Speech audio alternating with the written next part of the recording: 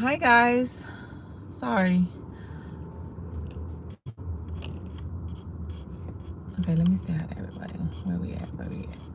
Lovely C, Danny 83, Renee, Momo. Hello. Thank you. What is your name? There's what? Theirs? Is that your screen name?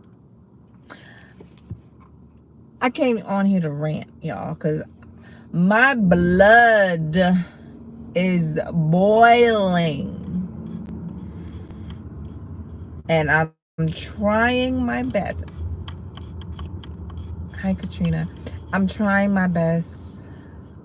Gosh, forgive me because I be trying my best to be a bigger person.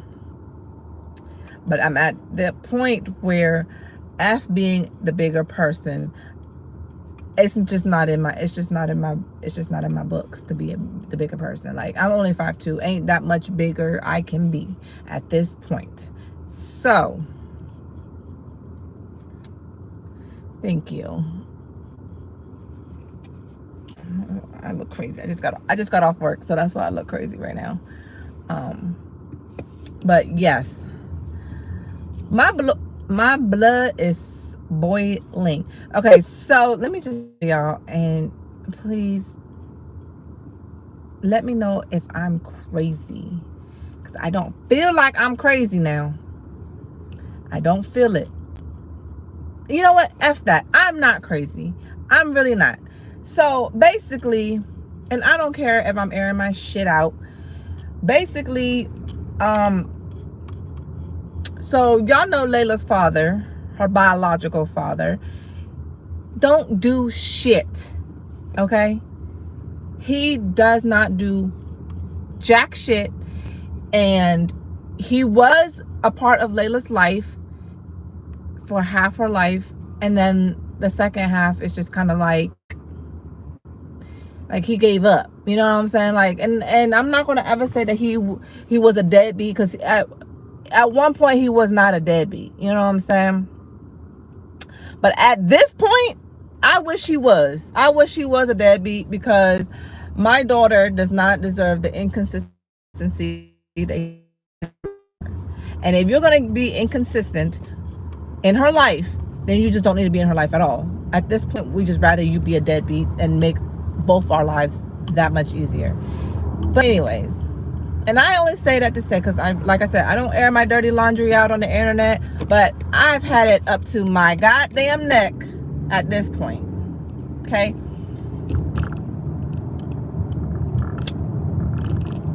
When Layla was going through what she was going through, and when she was sexually assaulted, he had, despite how he found out, because he didn't find out from me or Layla, he found out from someone else, from CPS. But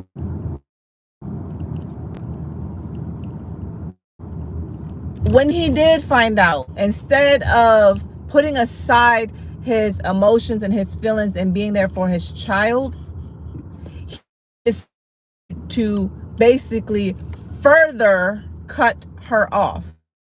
He cut both of us off. With me, I don't give a fuck. I'm an adult. I don't care. I'm not here to baby you. I'm not here to cater to your emotions. You're not my child. I don't give two flying fucks. Okay? When it comes to my child, the child that you helped birth, that's where I draw the line. Because, like, what you mean? But you know what though? When he said what he said, and he was like, you know what? I'm washing my hands of both of y'all. Cool. We don't need you. Cool. Get the fuck. Goodbye. Like, I can do this shit by myself. You know what I'm saying? I don't want to, but hey, I gotta do what I gotta do, because at the end of the day, I don't give a fuck what happened, how it happened. You know what I'm saying? My daughter needs me. I'm not gonna turn my back on her. But because he was in his feelings about how he found out, he basically was like, yeah, I'm washing my hands of both of y'all. Cool. Thank you. Actually, thank you. You did me a favor. You did me a favor. Now, my daughter, maybe not so much, but you did me a favor. Let's be honest.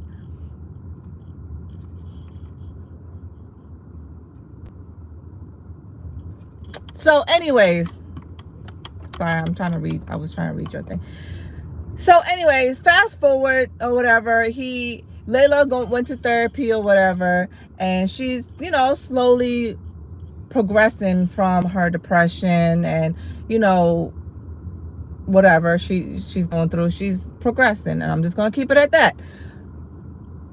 A part of her healing journey, a part of her depression was not just what had happened to her, but it also, a big part of her depression came from the relationship or lack thereof with her father.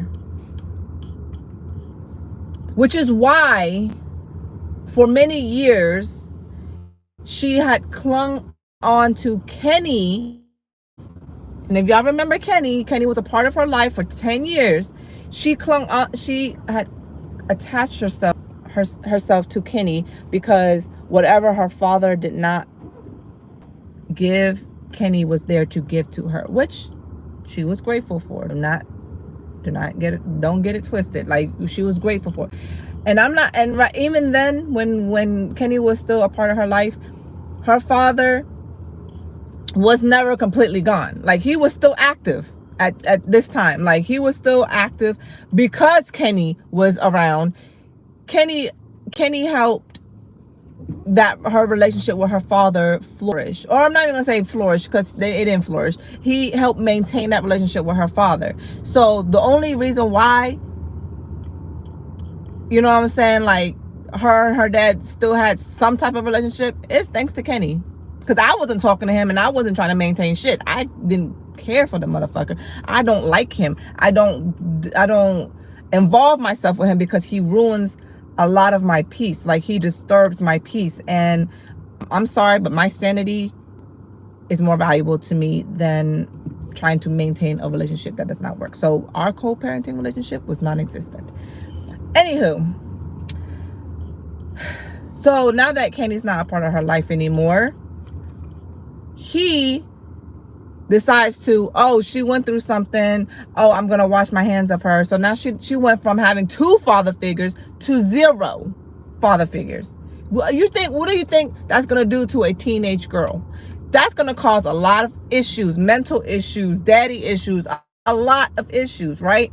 You would think that your daughter went through something and that you would sit there and be there for her. No. At his daughter's most vulnerable time, he left. So she went to therapy. She's progressing. She, you know what I'm saying? We had family therapy and she had individual therapy because she needed it. She really did.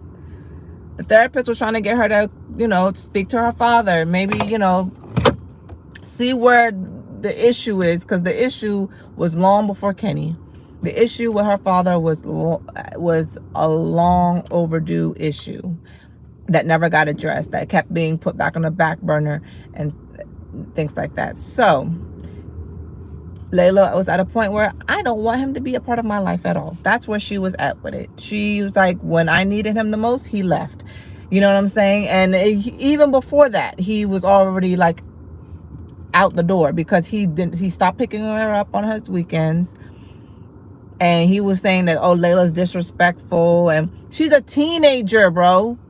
You don't think I go through that shit with her? Like, she is a teenager. She's going to have emotions. She's going to have attitudes. She's a teenager. But do you see me walking away? Like, and I'm just going to be like, you know what? I'm not going to deal with this shit. No, because I'm a parent. I am a mother. I'm not going to ever walk away from my child when that shit gets hard. Terrible twos. Did you walk away from terrible twos? No. So what difference is terrible twos to a teenager? Not that much, actually, if you really think about it. Just the damn teenager just has a voice. A toddler doesn't. So, anyways, He was already out the door. And then at this point, he's completely out the door. So she's having daddy issues. She's going to therapy or whatnot. You understand? So therapists, as time progressed, they was trying to get, and even me, as much as I hated the motherfucker, I encouraged the fucking relationship, because at the end of the day, it's not about me and it's not about you. It's about our child. So even then, I hated him with every bone fiber of my being. I still said, I need you to reach out to Layla. I need you to be there for her. I need you, because at the end of the fucking day, like I said, as much hate as I have for that man, my daughter and her emotions and her mental is far way more important than how I feel about somebody. Time went on. He didn't see her. She refused to speak to him. And I'm over here like, please, can one of y'all talk to each other? Can somebody, like, Layla's like, no, I don't want to speak to my father. He's like, no, because she don't want to talk to me. She don't want nothing to do with me. Yeah, because you the adult, and you're the one who told her that you washing your hands of her. What child wants to hear that from my dad? From any parent? Actually, nobody. Okay, cool. Fast forward some more to present day. They are now in a better place. They're speaking. He's not spending as much time, still not spending as much time, but they're at least speaking. Drive, because she got her permit. She was speaking to him. Mind you, in the midst of everything, you don't give me jack shit. I don't ask for no money. I don't put my hand out. The only reason why you give me child support is because we went through court. If it wasn't for court, I wouldn't have gotten shit. And let me tell you how much he gives me a month. $157. 157. $157. Do you think I can do anything with that? No, I cannot. Not only do I get $157, that $157 is split into 2 payments. Do you think I get any more money? No. Do I ask for any more money? No. Anything that she has ever needed and wanted, I have worked my ass off to give it to her, to provide for her. I didn't bash him. Up until today, up until right now, I've never bashed that man. But today, oh, button, baby. You push that motherfucker with that motherfucker. Like, so, y'all know about my new car in January. Layla has braces. And I didn't pay last month because the orthodontist office messed up on the billing. So I was like, until y'all fix it, I'm not paying y'all. And on top of that, they wouldn't see her until I pay. And I said, I'm not paying until y'all fix it, because I'm not going to pay something and then y'all going to be like, oh, or I overpaid or something, and I got to wait for my money to get back. No, y'all going to fix the shit, fix the invoice, and then we'll get back to that. Well, Mr. I think I know everything calls me, mind you, he's blocked, calls me and says, oh, you need to pay her orthodontist bill, and so she can get her go get checked out. Who the fuck died and made you manager and invoice and like you sending me some type of invoice? No, bitch. No. You don't get to do that. You do not get to do that. Oh, well, you can ride around in a new BMW, but you can't get your daughter's braces fixed. Bitch, how about you do something? How about that? How about you pick up a bill? How about you pick up a medical bill? How about you pay the psych ward? I mean, not the psych ward, the psych hospital when she was hospitalized. Pay that.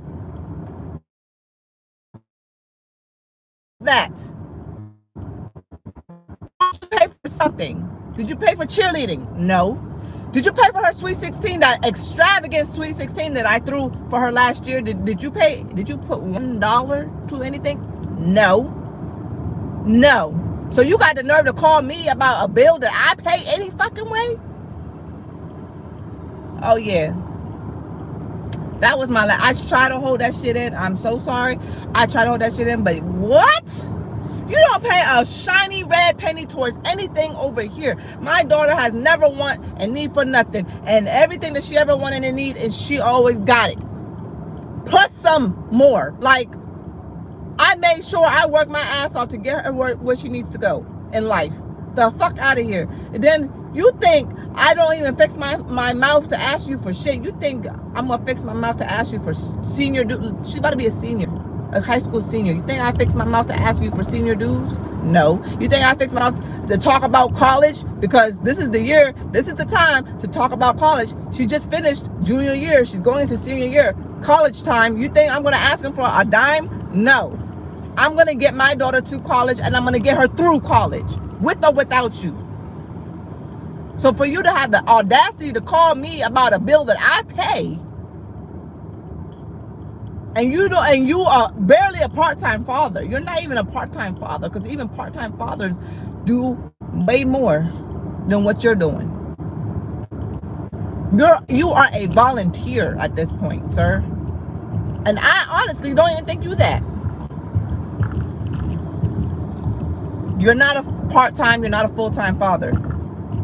Maybe to them other kids you are, but not to mine. And I have never, in her 17 years of life, ever bashed that man. I have never spoke on anything that he's done. I've never spoke about his marriage. I never spoke about his other kid, the other kid that he don't even, it's not biologically his, but gives more to her than he does to his own biological child. And mind you, Layla is his firstborn.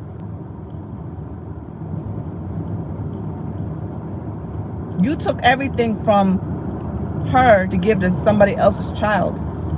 That's not yours. But you know what? I never said anything. Until today, I've never said anything. Never. But guess what? You gonna hear it today. You gonna try to downplay me and what I do, and try to belittle me and say, oh, well, you can buy a new car. And first of all, I bought the car in January. It is June. Why are you just now saying something? Why are you just now saying something about my car? What does my car have to do with anything? Because if that's the case, are you paying the bill? Did you call me and say, you know what? So since you didn't pay that $2,000 something bill, how about I just pay it, and so that our daughter can go get seen? Did you call me like that? No. You call me, pay my fucking bill, as if you got any type of sell in anything that I do. I will go shake my ass and sell Gucci before I ask you for any. I put that on my grandmother's grave. I told myself that I would never ask that man for shit. If I am down and out, I'd much rather sell Gucci before I ask that man for $1. And I put that on everything. And just a couple months, matter of fact, last month, he asked me for $50. Bitch, you need me before I need you. Fuck out of here. Got me hot.